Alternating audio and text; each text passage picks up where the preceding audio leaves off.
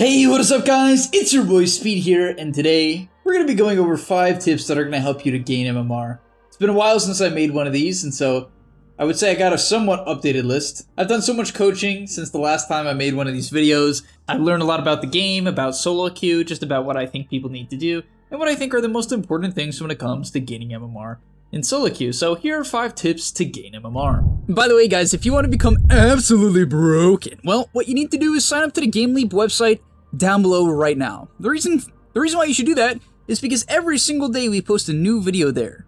Content that you simply just will never get on YouTube, we post every single day to the website. It's really top tier stuff. I'm very proud of what I make over there. We also have other creators, many of my great friends who are top tier Dota players, creating guides about different heroes, different roles, different items, skill builds, talent builds, everything you need to know to get to the next rank. So if you feel a little bit lost, you're a little bit stuck, click the link down below. I'll see you guys there. And now let's get into the video.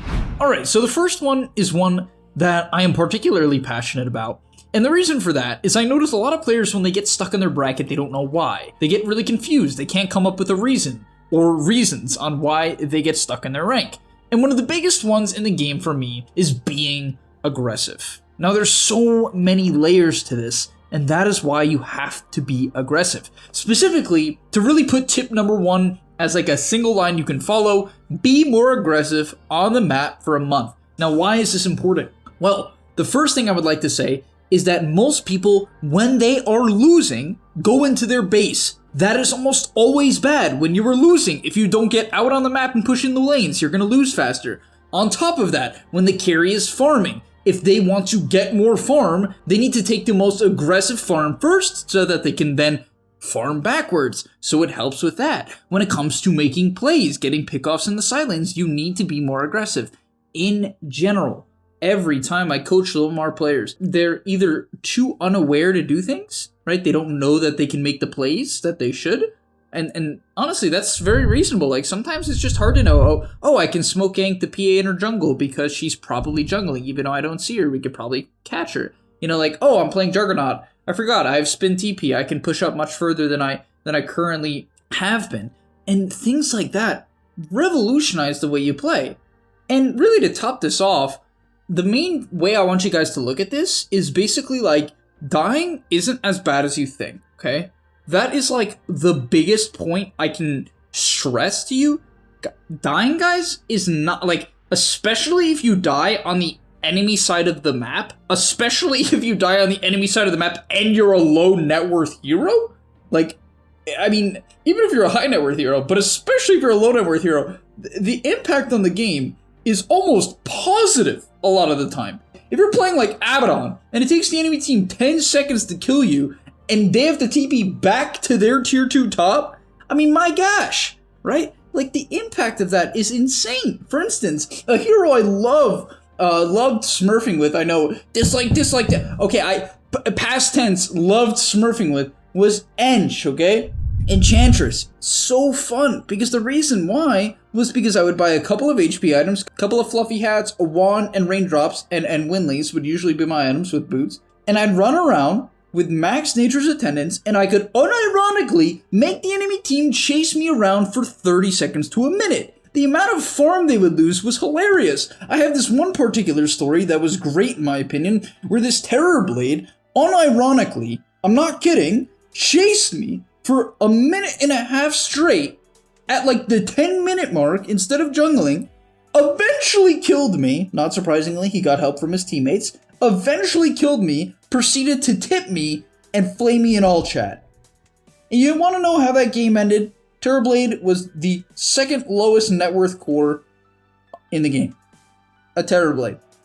Want to know why? Because he did it again after that. And again. And you might be like, oh, but I'm not playing Enchanter speed. This doesn't apply to me.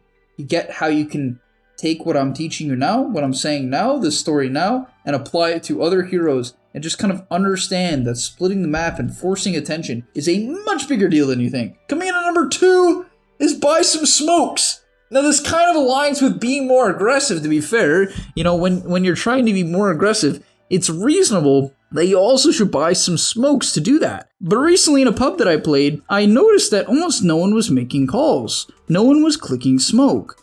And that made the game really hard to play, because the enemy team was taking a very defensive posture. They weren't making very many moves, but they would occasionally show at the mid tower and the bottom tower to farm. And so what I realized was that if I wasn't the one calling the smokes to occasionally pick off these heroes that were pushing the mid tower to the bottom tower, my team would do one of two things. They would either A, and you guys, you can tell me if this, makes you feel at home, if this makes sense, something you notice a lot as well. My team would either A, AFK, and just farm, or B, they would walk up to a tower like a tier 1 and feed. Those were like the two things. It was one or the other, okay? You can imagine why that's not so good. The third, the alternative, is like the best play in the game. Smoke a deceit. Not only does this item give you 15% movement speed when you activate it, it also literally tells you when people are around. For instance, I recently made a smoke gank with a Slaughter. I was playing Marcy 4, it was with a Slaughter with Blink Dagger as 3, and we wanted to smoke and catch the Monkey King who had a bad lane and pick him off and make his game even worse. So, what did I do? What did I call? You know what I call? The smoke! We smoked for a mid-tier run, which is almost always the best place to smoke in the game. We smoked up into their tri-camp, into their, triangle. We found the Monkey King, and we killed him. However, the reason why smoke was so key here, besides the movement speed, was we broke the smoke on the low ground. But because the smoke broke on the low ground, we knew Monkey King had to beware. That's why this item's so busted. It literally tells you when people are near you, right? Like, it's good for a million reasons. It just tells you things. So we were able to blink stun the camp, no tree dance, we got the kill. Coming in number 3, this is a big one for me. I think this is maybe the easiest to do. It's really useful, and that is set a CS goal. Now, before I get into setting a last hit goal, I do want to mention if you're a position 5 or 4, you shouldn't skip this point, because instead what you should do is set a level 6 goal. You'll notice a lot of people take mid-farm, or mid-waves, or the tome, to basically get their 6 as soon as possible as pos 5 or 4. You have to do the same. Heroes Revolutionized, generally supports in particular, completely change when they get 6. Put a priority on it. You cannot hit level 6 at minute 14 and expect to win the game consistently. It's just not good. If you're playing AA and you spend 4 minutes without your ult in the early game, the time in the game when it's best for bursting people, you are throwing. It's a 60-second cooldown. That is 4 ultis you've missed, essentially, if you take that long. Honestly, odds are longer, because by the time you get it, you're going to wait another minute, right? So, like, guys, please, if you're a support, put a priority on your 6. Keep track of when you're getting it. However, if you're a core, this is when the CS goal comes into play, right? So instead, what you want to do is every single game, just have a general goal of what you need to get. Now, you're probably like, oh, Speak, what are the goals? Well, I can give you the goals, but honestly, what I recommend you do, which is a lot more accurate and better, is whatever hero you're playing, you go on Dota 2 Pro Tracker, pull up a replay, and see what they have, right? Note what they have at minute 5, note what they have at minute 10, note down what they have at minute 20, 30, 40, and be like, am I hitting these timings as well, right? And of course, Dota's not that simple, so you might be like, oh, but Speed, if this is what I do, and then maybe I'm not getting kills. It's like, yeah, maybe you're not getting kills, but you need to learn one step at a time. You gotta break down the game into mini games. You gotta break down the game into different goals so you can keep track of things and notice your improvement. A big reason why people can't get better is they don't know what to even look for.